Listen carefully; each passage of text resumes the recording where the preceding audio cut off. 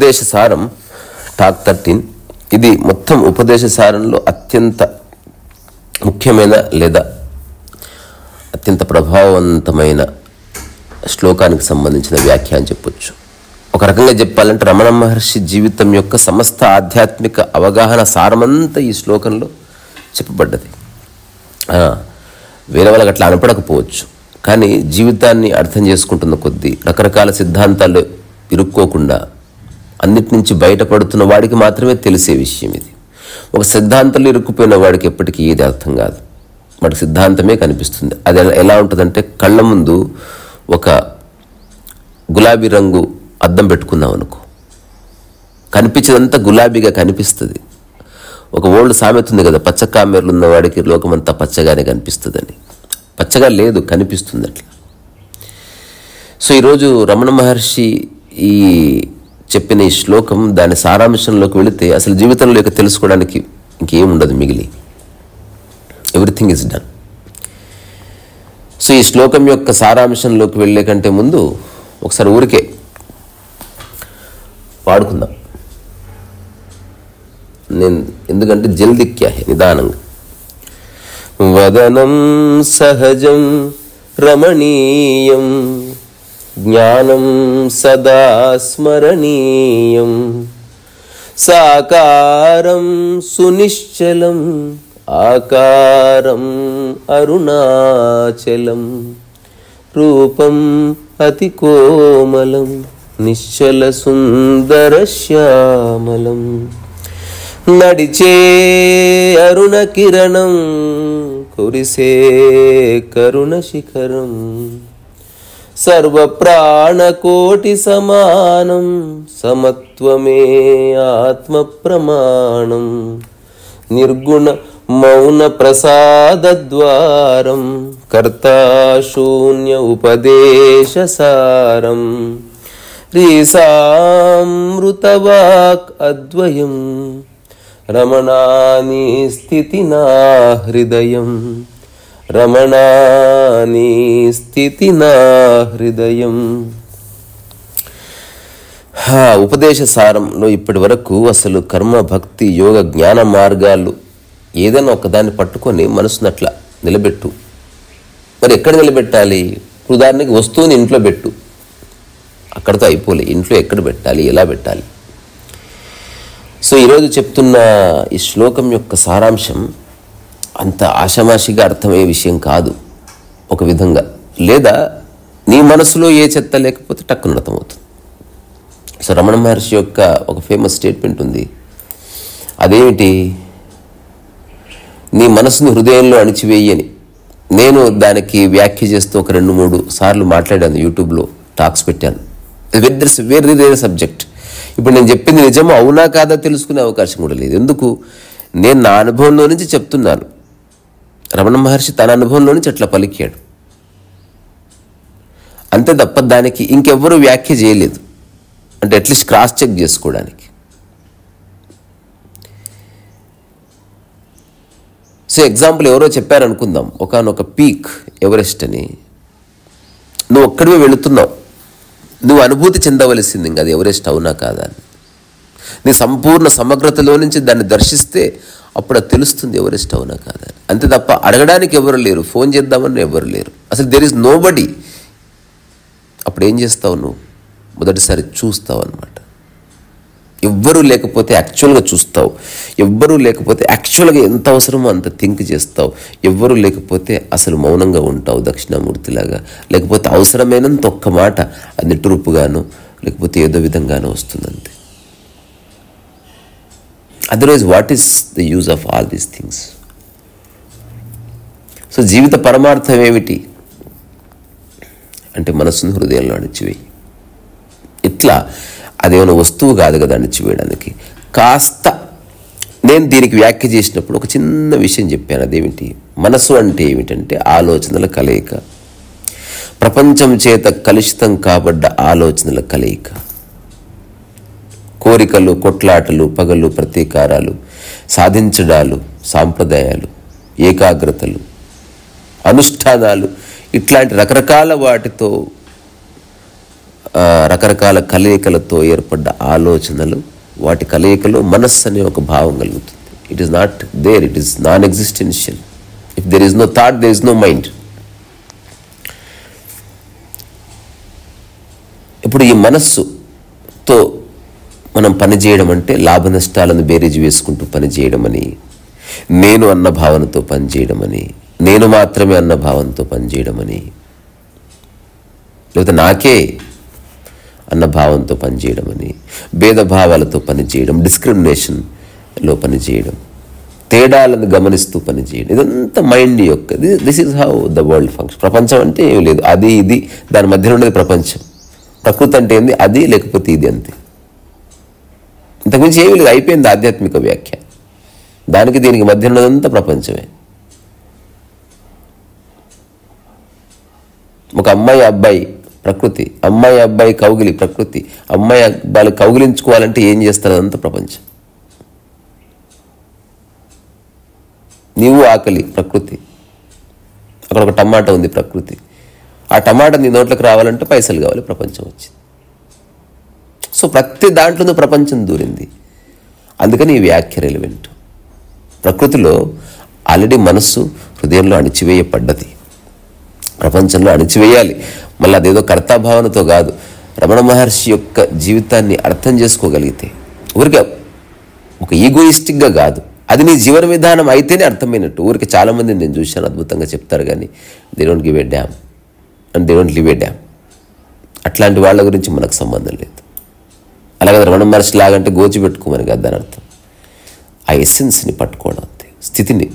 స్థితిని చూసి స్థితి వైపోవడం. చూడు ఎంత బాగుంది, స్థితి లేని స్థితి. ఇప్పుడు రమణ మహర్షి నేనెవరో తెలుసుకుంటే అంతిమ ఆలోచన నేను దగ్గర ఆగిపోతుంది అనమాట. సో నేనుతో మొదలవుతుంది ప్రపంచంలో ఆధ్యాత్మికత. నేను అంటే అంతా ఉన్నదే నేను, అసలు నాకు అన్యముగా ఏమీ లేదు. సో ఆధ్యాత్మిక పరంగా నేను అంటే ఏది ఉందో అది అని, లేదా ఉన్నది అని. బాగుంది బాలేదు ఉండదు ఆధ్యాత్మికతలో, ఉంది అంతే, ఇట్స్ దేర్. విశేషణాలు లేని ఒకానొక ఫెనామినా ఆధ్యాత్మికత, విశేషణాల మయము సాంప్రదాయం. సో ఆ శ్లోకంలో ఒకసారి చదువుకుందాం ఊరికే. రియల్లీ బ్యూటిఫుల్ శ్లోకం.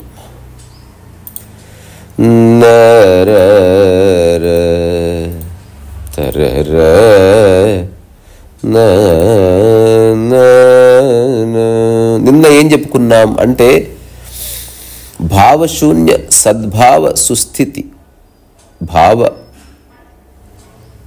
భావనా బలాద్ భక్తిరుత్తమ అంటే ద్వైత భావం పోవాలి.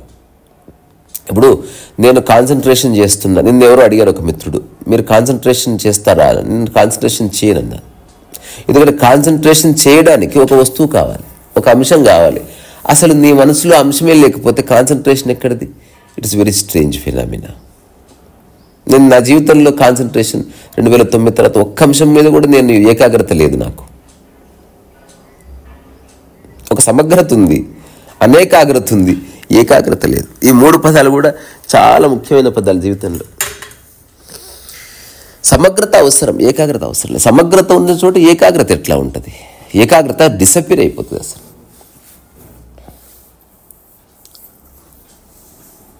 సో ద్వైత భావం పోవాలి, ద్వైత భావం పోవాలి. సో అన్ని చోట్ల ద్వైతమే కదా, నీవు నేను. సో ఈరోజు రమణ మహర్షి చెప్తున్న ఈ శ్లోకం వీళ్ళతో గోడ మీద రాసి పెట్టుకోండి. దాని యొక్క మూలంలోకి ఊరికి తొంగి చూడండి. Don't analyse. నీ మనసుతో ఉదాహరణకు ఒకడు అంటాడు, నేను మనసు ఇచ్చాను అమ్మాయికి అంటాడు. అంటే అర్థం తెలుసా? ఆ కులం మతం అన్ని లెక్కేసుకొని ఇచ్చాడని. ఒకడు అంటాడు, నా హృదయాన్ని ఇచ్చానంటే అసలు ఆమె ఎవరో కూడా తెలియదు. అది హృదయం ఇవ్వడం అంటే. అంటే ఏ ఎంక్వైరీ చేయలేదు. ఆ అమ్మాయి హైటు, రంగు, వయస్సుతో కూడా సంబంధం లేదు. చూడడము, అనుకోవడం అయిపోయింది అంతే. అసలు ఏమీ తెలియదు. He is oblivion to his own. నాకు తెలియదండి, నాకు జస్ట్ ఉంటే బాగుంది ఏదో చెప్తాడు అంతే. అది మనసు ఇచ్చిన వాడికి లాజిక్లు ఉంటాయి. నేను ఎందుకు ఇచ్చానో తెలుసా? మాది ఆమెది సేమ్ కులము, నా భావాలు ఆమె భావాలు ఒక్కటి, నాకు ఐస్ క్రీమ్ ఇష్టము, ఆయనకి, ఇదంతా బక్వాస్ అంతా వస్తుంది. సో మనసు ఇచ్చావంటే కొన్ని ఆలోచనలు కలిసాయని, నేను హృదయం ఇచ్చానంటే అసలు ఆలోచనలు లేకుండా కలిసామని. ఇప్పుడు ఈ రమణ మహర్షి యొక్క సారాన్ని ఇంత చిన్న ఎగ్జాంపుల్తో చెప్పాను. ఇది కూడా అర్థం కాలేదనుకో, మీరు ఇది బంద్ చేసి మంచిగా నెట్ఫ్లిక్స్లో ఒక సినిమా చూసుకొని టీవీ సీరియల్స్ చూసుకోండి. మళ్ళీ నెక్స్ట్ జన్మ ఉంటే కనుక అప్పుడు చూసుకుందాం, కానీ ఇప్పుడు అక్కర్లేదు ఇంకా.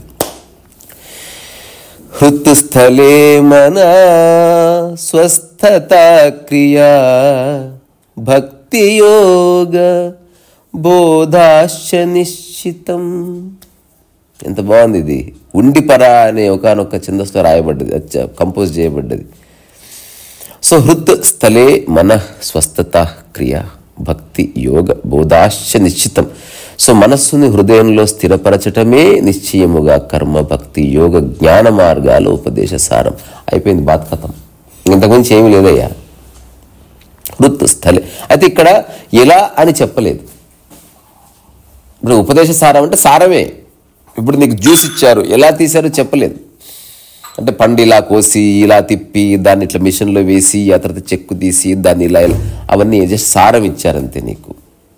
The extract of spirituality is handed over to you. It is up to you. Grasp the essence and get liberated. So హృత్ స్థలే మన. సో హృదయం యొక్క స్థలంలోనే మనసు ఉండాలి. అంటే మనసు హృదయము. నేను అందుకే ఒక కాంటెక్స్ట్ చెప్పాను నేను.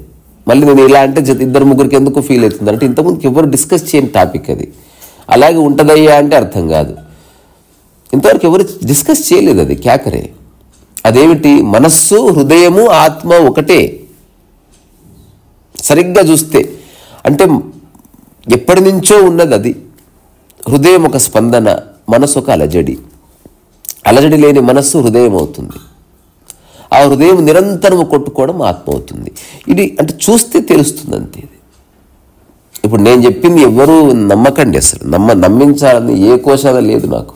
నేను అందుకే ఒక ఆఫీసు కానీ మనుషులతో కానీ జీవితకాలం సంబంధం పెట్టుకోవాలనుకోవడం లేదు. నాకు వద్దే మనుషులతో. హాయిగా ఒక మూల కూర్చొని నా పని నేను చేసుకుంటా. ఏమన్నా ఆరోపణలు చేసినా ఆక్షేపణలు చేసినా సరే అని ఒప్పుకొని నేను అంగీకరించి ఎటన్నా వెళ్ళిపోతాను. I don't want to fight with this people. ఒకవేళ ఫైట్ చేసి సరదాగా ఏదో అవసరం కోసం చేయవలసిందే. జీవితం ఆస్వాదించడానికి ఉంది, పోరాడడానికి లేదు. కొందరికి పోరాటం అవసరం, లెట్ దెమ్ ఫైట్.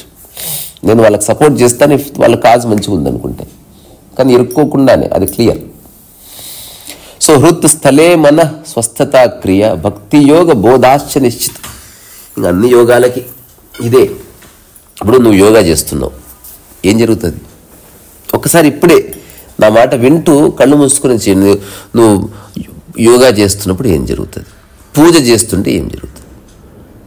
నీ మనస్సును హృదయంలో అణిచివేయడమే జరుగుతుంది. ఒక అమ్మాయితో నిజాయితీ అంటే ఏంది? మనస్సును హృదయంలో అణిచివేయడమే. అంటే నీకేదో లాభం వస్తుంది కాకుండా యు ఆర్ బీయింగ్ ట్రూత్ఫుల్. ఇదొక్క విషయం అర్థమైతే ఇక జీవితంలో అర్థం చేసుకోవాల్సింది ఏమీ లేదు. సో ప్రపంచంలో బతకాలంటే చాలా విషయాలు అర్థం చేసుకోవాలి. ఎన్నో ఎటికెట్స్ ఉన్నాయి. మనం ప్రపంచంలో ఒక్కొక్క చోటుకి వెళ్తే ఒక్కొక్క విషయం అర్థం చేసుకోవాలి. కొత్త ప్రదేశానికి వెళితే you have to understand ethos of that particular place. తప్పదు. కానీ జీవితానికి ఏమక్కర్లేదు. ఇప్పుడు నేను ఇక్కడే ఉండిపోతానని నిర్ణయించుకున్న తర్వాత, నాకేది వద్దని అనుకున్న తర్వాత నువ్వు ఏది అర్థం చేసుకోవక్కర్లే. ఒక్కటి అర్థం చేసుకో. అసలు నీవెవరు, ఎందుకు అట్లా కూర్చోవాలనుకుంటున్నావు? బికాజ్ మొండిగా ఒక వ్యక్తి ఎప్పటికి కూర్చోలేడు.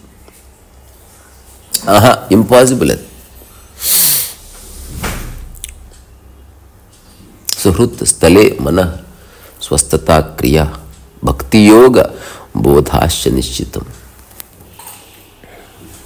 ఆధ్యాత్మికత యొక్క సమగ్ర సారం ఇదంతా. అసలు ఒక వ్యక్తి ధ్యానం ఎందుకు చేయాలి? మనస్సుని హృదయంగా మార్చేయడమే. రెండు ఒకటే. అంటే నేను దీనికి ఎగ్జాంపుల్ ఇచ్చాను. పులిహోరనే ప్రసాదం, మనస్సే హృదయం. కలుషితమైన మనస్సు,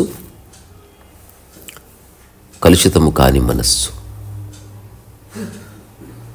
సో మనస్సు కలుషితం ఎలా అవుతుంది? నువ్వేదో కోరికున్నప్పుడు, ఎవరి మీద నువ్వు ఆధిపత్యం చెలాయించాలనుకున్నప్పుడు, అందరినీ ఓడగొట్టి నువ్వు గెలవాలనుకున్నప్పుడు, వేరే వాళ్ళది నువ్వు లాక్కోవాలనుకున్నప్పుడు, అందరికంటే నేను గొప్పగా కనబడాలని ప్రయత్నం చేస్తున్నప్పుడు రకరకాలుగా మనస్సు తన యొక్క ఒక మనస్సుగా మారుతుంది. It gets reinforced. ఆధ్యాత్మికత అంటే looking at the mind and knowing the mind and leaving the mind. Mind లేదు, బీ మైండ్లెస్. ఇప్పుడు నీలో ఏ కుట్రలు, కుతంత్రాలు, కల్మషాలు ఏమీ లేవనుకో, ప్రపంచంలో నీ ఎగ్జిస్టెన్స్ చాలా దుర్బలంగా మారిపోతుంది. ప్రపంచం అంటే అయ్యో నీకు అది తెలీదా, అయ్యో నీకు ఇది కూడా తెలీదా, అయ్యో మీకు ఇంగ్లీష్ రాదా, అయ్యయ్యో మీకు ఇక్కడ ఇట్లా ఉండాలని తెలీదా, అది మీరు అట్లా పెట్టకూడదండి. ఇదంతా ప్రపంచం. ఇప్పుడు నేను చెప్తున్నా, ఈ సోకాల్ డబ్బు గిబ్బు ఏం అక్కర్లేదు, తినడానికి ఇంత తిండి చాలు. నేను ఎక్కడో మూల కూర్చొని ఇంత 100 గజాల ప్లేస్లో నేను బతికి ఏమంటారు బియ్యం కొనుక్కొచ్చుకొని ఆ తర్వాత కొన్ని కూరగాయలు పండించుకొని నేను ఉంటాను అనుకుంటే నువ్వు చాలా తెలుసుకోవాల్సిన అవసరం లేదు భూమి మీద. ఇదంతా నాన్ సెన్స్ అసలు. నేను రీసెంట్గా ఎక్కడో ఒక వర్క్షాప్ జరుగుతుంది, మీరు జస్ట్ ఒక చిన్న స్పీచ్ ఇవ్వడానికి వస్తారా అంటే నేను అలాంటివి చేయను, ఊరికే వస్తాను. I want to be part of something. But అక్కడ ఏదన్నా మాట్లాడితే అప్పటికప్పుడు అది నిర్ణయం జరగాలి. కొన్నిసార్లు అంగీకరించాను, ఇక అదే చివరిసారి అని తెలుసుకొని ఇప్పుడు యూట్యూబ్లో ఇంటర్వ్యూస్ అడిగితే ఇచ్చాను చాలామందికి, అందరికి చెప్పేసాను పర్సనల్గా, ఇక ఇంటర్వ్యూస్ వద్దని చెప్పాను. దాని అర్థం ఇంటర్వ్యూ ఇచ్చి ఏదో మాట్లాడుకోవడం కాదు, నువ్వు పర్సనల్గా లిబరేట్ అయిపో. నా మనసులో ఉంటుంది అది. నువ్వు యూట్యూబ్ చేసి ఆ తర్వాత నేను నా ఇంటర్వ్యూ చేయడం వల్ల నీకేదో మంచి పేరు, అవంతా బక్వాస్. పేరు రావడం ఏమిటి అసలు? నువ్వు ఫ్రీ అయిపో, నా నుంచి నన్ను మరచిపో. నేను నిన్ను మర్చిపోతున్నా, వెళ్ళిపో, ఇంకెప్పుడు రావద్దు, ఊరికే రావచ్చునా.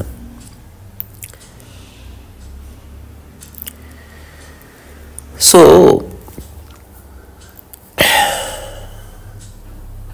ఏం అక్కర్లే. ఆ వర్క్షాప్కి వెళ్ళినప్పుడు నేను ఏం చూశానంటే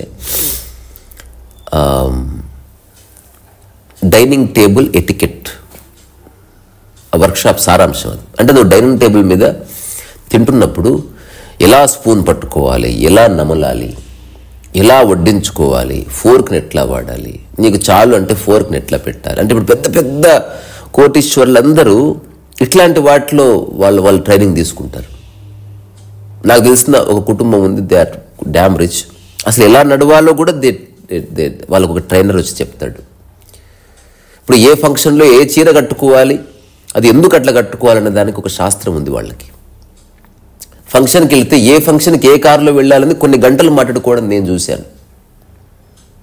that they seriously discuss, because వాళ్ళకి వేరే సమస్యలు లేవు, కానీ మనసుకు ఏదో ఒకటి కావాలి. నేను ఒకసారి శాండ్ ఆర్ట్ కోసం వెళితే, ఇక్కడే జూబ్లీ హిల్స్లోనే ఉంటారు, నేను ఇంట్లోకి వెళ్తే అన్నారు, అక్కడ పక్కన ఇంకొకటి ఉంది మా పిల్లలది. అది ఆశ్చర్యపోయాను. నడుచుకుంటూ పోతే మంచి గార్డెన్, అద్భుతమైన తామర పూలు చూశారు రోజు. అంటే దేశ విదేశాల నుంచి తెప్పించారు. ఐ థింక్ ఒక 7 or 10 ఏమంటారు కలర్స్ లోటసెస్. వెళితే వాళ్ళ పర్సనల్ జిమ్లోకి ఎంటర్ అయ్యాను. అసలు ఆశ్చర్యపోయాను. అసలు ఇప్పుడు నాలాంటి వాడు అసలు చస్తున్నాడు అనమాట. ఒక చిన్న ప్లేస్ లేదు పెయింటింగ్ వేసుకుంటే దాచిపెట్టుకోవడానికి. వాళ్ళకి ఎంత స్పేస్ ఉందంటే they are filled with the space with lot of extravaganza. అంతా పర్సనల్ జిమ్ స్పేస్, అసలు బోల్డ్ అంత ఎక్విప్మెంట్, పెద్ద స్క్రీను, కూర్చొని మాట్లాడుకుంటున్నారు. నాకు అలాగే అర్థమైంది, ఇవన్నీ ఉండడం వేరు, జిమ్ చేయాలన్న ఆలోచన రావడం వేరు. సో అప్పుడు వాళ్ళతో మాట్లాడితే నాకేం తెలిసింది, మరి దాన్ని రీషఫుల్ చేయడానికి ఆలోచిస్తున్నారు. సో నాకేమనిపించిందంటే ప్రతి మనిషి అనంతంగా ఆలోచిస్తున్నాడు. డబ్బున్నవాడే డబ్బు లేనివాడే ఆలోచిస్తూ కూర్చుంటాడు. అందుకని ఎవడైనా ఆలోచిస్తున్నాడు, వాడున్న స్థితి నుంచి ఇంకేదో ఆలోచిస్తున్నాడు. అట్లా ఆలోచిస్తూ పోతూనే ఉన్నాడు మనిషి. There is no end to it. అసలు ఆలోచనలు ఆగేది ఎట్లా, అది రమణ మహర్షి. నిన్న కూడా ఈవినింగ్ ఒక చర్చ జరిగితే ఈ చర్చ నేను ఈ విషయాలు చెప్పాను. ఇప్పుడు నాకు పొద్దు నుంచి సాయంత్రం వరకు ఏ ఆలోచనలు రావంటే రావు. How can I prove it? ఎందుకంటే నేను వేటితో లింక్ పెట్టుకోలే. ఎన్ని లింక్స్ పెట్టుకుంటే అన్ని ఆలోచనలు వస్తాయి. ఇప్పుడు నీ దగ్గర ఒకటే వస్తువు ఉందనుకో, ఆ ఒక్క వస్తువు మాత్రమే ఆలోచనగా మారుతుంది. ఇదే నా దగ్గర ఒక చిప్ప ఉంది, చిప్ప ఎక్కడ పెట్టాను అని ఆలోచన వస్తుంది. నా దగ్గర చిప్పతో పాటు స్పూన్ కూడా ఉందనుకో, చిప్ప ఎక్కడ పెట్టాను, అవును స్పూన్ కడిగి ఎక్కడ పెట్టి, రెండు ఆలోచనలు అయినాయి. నీ దగ్గర వస్తువే లేదనుకో, సరే వస్తువులకు సంబంధించి. అట్లాగే సిద్ధాంతాలకి నీ మనసు ముడిపెట్టలే, మనిషికి ముడిపెట్టలే, ఆదర్శానికి ముడిపెట్టలే, గురువుకి ముడిపెట్టలే, దేనికి ముడిపెట్టలే. ఇది వెరీ డేంజరస్ డైలాగ్ నేను చెప్తున్నది, అంత ఆషమాషి కాదు. తద్వారా మనస్సు నిలబడ్డది, మొట్టమొదటిసారి అకారణంగా నిలబడ్డది. దానికి మరొక పేరు హృదయం. సో దీనికే స్పిరిచువల్ కాంటెక్స్ట్లో ఆధ్యాత్మిక హృదయం అని చెప్తారు. సో ఆధ్యాత్మిక హృదయం ఎడమవైపు ఉండదు. అది అనుకుంటే విశ్వమంతా ఉంది, లేకపోతే నీ కుడివైపునుంది, లేకపోతే నీ బ్రుకుటిలో ఉంది, లేకపోతే నీ అరిచేతిలో ఉంది, నీ లేదా నీ కదలికలో, నీ మాటలో ఉంటుంది. సో హృదయం మీద మనసు కేంద్రీకరించం అంటే హృదయం ఫిజికల్ హార్ట్ కాదు. కొన్ని ధ్యాన పద్ధతులే పాడేవి. ఫిజికల్ హార్ట్ మీద నువ్వు జోడిస్తే 3 చోట్ల, ఇప్పుడు శ్వాస మీద ధ్యాస ఒకటి అనుకుందాం, అట్లాగే హృదయ స్పందన మీద ధ్యాస, అట్లాగే పొత్తి కడుపు మీద ధ్యాస, ఈ 3 ఒకటే. ఈ 3 నిరంతరం జరుగుతున్నాయి. నువ్వు ఏదైనా ఒకటి, ఇప్పుడు జపాన్లో ఒక సాంప్రదాయం ఉంది, వాళ్ళు they always focus on breathing belly. So భౌతిక హృదయం గురించి కాదు ఇక్కడ చెప్తున్నది. మనసును హృదయంలో అణిచివేయి అంటే ఇక్కడ మనసు అంటే ఆలోచన నీ భౌతిక హృదయంలో అణిచివేయమని కాదు. అసలు హృదయం అనేది నాన్ ఎగ్జిస్టెన్షియల్, అంటే రిఫైన్ యువర్ మైండ్, అంతవరకు. సో ప్రపంచం వల్ల మనసు ఉదయిస్తుంది, అస్తమిస్తుంది, హృదయం అన్నది ఎప్పటికుంటుంది.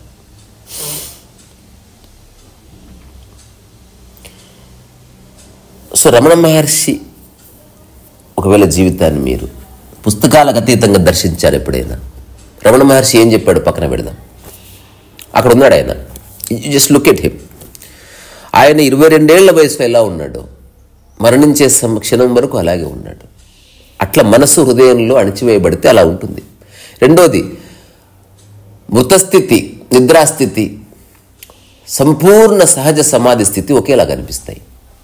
నేను దీనికి ఒక ఎగ్జాంపుల్ కూడా చెప్తాను. ఒక బొంగరం ఉంది కదా, ఆ బొంగరాన్ని నువ్వు ఇలా అతికిచ్చావు అనుకో, నేల మీద వర్టికల్గా నిలబడింది. అట్లాగే బొంగరాన్ని తిప్పినప్పుడు ఒకానొక వేగంలో అస్సలు కదిలినట్టు కనబడదు, అట్లా నిలబడుతుంది. అట్లా మనసు ఒక్కొక్కసారి నిలబడిపోతుంది. ఇక జీవితంలో పక్కకు జరగదు. ఇంకా ఇప్పుడు ఏముందబ్బా, అందరూ ఏదో టైంలో మరణిస్తారు, ఏదో పని చేయక తప్పదు. ఎంత సాధిస్తావు, ఎంత డబ్బు వస్తే నువ్వు తృప్తి పొందుతావు, ఏ అవార్డు వస్తే నువ్వు తృప్తి పొందుతావు. రెండోది, అవార్డు కావాలి, ఆస్కారు. నువ్వే ఒక అవార్డు కొనుక్కొచ్చుకొని దాని మీద ఆస్కార్ అని రాసుకుని తృప్తి పొందు. అది ఆస్కార్ అవార్డు కాదు, అటువంటి వేదిక మీద ఇవ్వాలి, అటువంటి పెద్ద పెద్ద సెలబ్రిటీస్ అనే వాళ్ళందరూ చూస్తుండగా తీసుకోవాలి. ఇట్లాంటి రకరకాల విషయాలకి నీ మనసును ముడిపెట్టిన తర్వాత నీకు తృప్తి ఎక్కడ ఉంటుంది? నిరంతరం హ్యాంకరింగే ఉంటుంది, పోరాటమే ఉంటుంది. తప్పంటలేను, పోరాడే వాళ్ళని పోరాడింది, కానీ ఫలితం ఏముండదు. లాస్ట్కి నీ మనసు ఎక్కడ అవుతుంది? నీ మోకాల దగ్గర, నీ మోకాల నొప్పి దగ్గర అవుతుంది.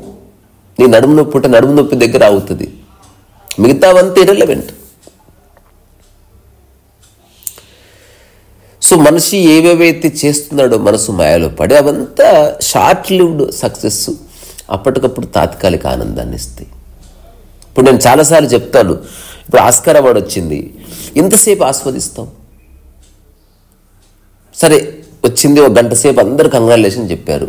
అప్పుడు కామన్ మ్యాన్ చెప్పాడు కదా, ఎవరో అప్పుడున్న 100 మంది చెప్తారు, అక్కడున్న సెలబ్రిటీస్, నువ్వు వాళ్ళని కోరుకుంటున్నావు కాబట్టి. అందులో నీవు ఎవరు హాయ్ చెప్తే బాగుంటుందో, ఎవరు కంగ్రాచులేషన్ చెప్తే బాగుంటుందో, అటువంటి వాడి కోసం నువ్వు ఎదురు చూస్తూ ఉంటావు. స్టిల్ ఎదురు చూడడం ఉంది, even after getting the award. So ఇప్పుడు మూలం ఏమిటి? ఏకాగ్రత ఉంది, ఎదురు చూడడం ఉంది, పట్టుకోవడం ఉంది. అంటే వేరేది నీ జీవితంలో ఉన్నంత వరకు ఇదంతా నడుస్తుంది. మనస్సు ఆవిర్భావం, నీవు వేరే దానికి అధిక ప్రాధాన్యత ఇస్తున్నావు, వేరేది ఉందని గుర్తిస్తున్నావు, అది లేకపోతే నువ్వు లేవని చెప్పుకుంటున్నావు. ఇట్లాంటి రకరకాల చిన్న విషయం ఇది. ఇంతసేపు చెప్తున్నా అంటే ఏదో జటిలమైన విషయం అనుకోవద్దు.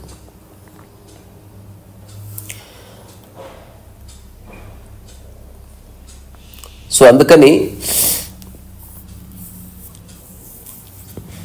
మనసుని హృదయంలో అణిచివి, అంటే ప్రపంచం అంటుకోని ఆలోచన. ఇప్పుడు అలాంటిది మీ అందరికీ అనుభవమే. నీవు నీళ్ళు అడుగుతారనుకో, ఎట్లా ఇస్తావు? హృదయంతోనే ఇస్తావు. ఎందుకంటే ఆ నీళ్లలో ఇచ్చినప్పుడు ఈ నీళ్లు చాలా విలువైనవి, అసలు వీడికెందుకు నీళ్ళు ఇవ్వాలి, వీడేమన్నా నాకేమైనా చేస్తాడా, వీడి కులమేంది, వాడి కులమేంది,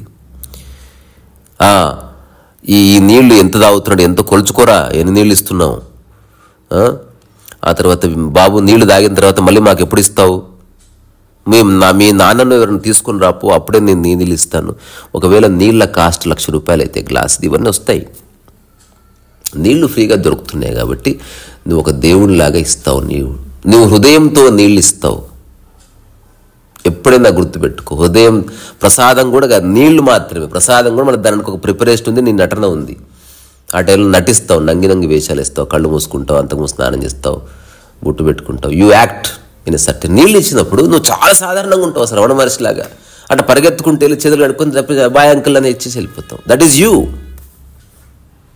అది నీవు, అదే నేను. ఇప్పుడు రమణ మహర్షి చెప్తున్నా, నేను అదే.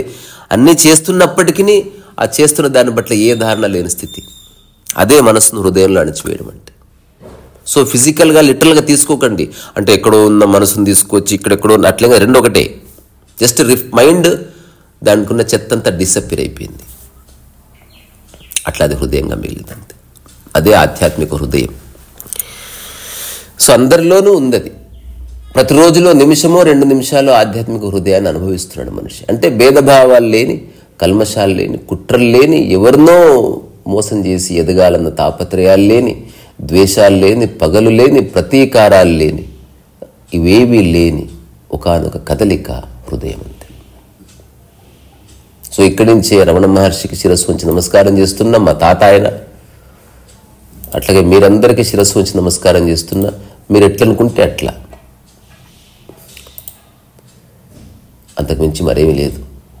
ఇంతకుమించి ఆధ్యాత్మికంగా తెలుసుకోవడానికి ప్రకృతిపరంగా బోళ్ళంత తెలుసుకోవాలి. పెయింటింగ్ వేయాలంటే ఏ బ్రష్ వాడాలి, ఏ కంపెనీ బ్రష్ వాడాలి, ఎట్లా కడగాలి, చాలా తెలుసుకుందాం. కానీ అవి తెలుసుకున్నా తెలుసుకోకపోయినా ఏం కాదు, అది కూడా తెలుసుకో. ఆధ్యాత్మిక పరంగా ఇది ఖచ్చితంగా తెలుసుకోవాలి. నువ్వు నీ కదలిక కరప్ట్ అయిందా, దెన్ యు ఆర్ డూమ్డ్.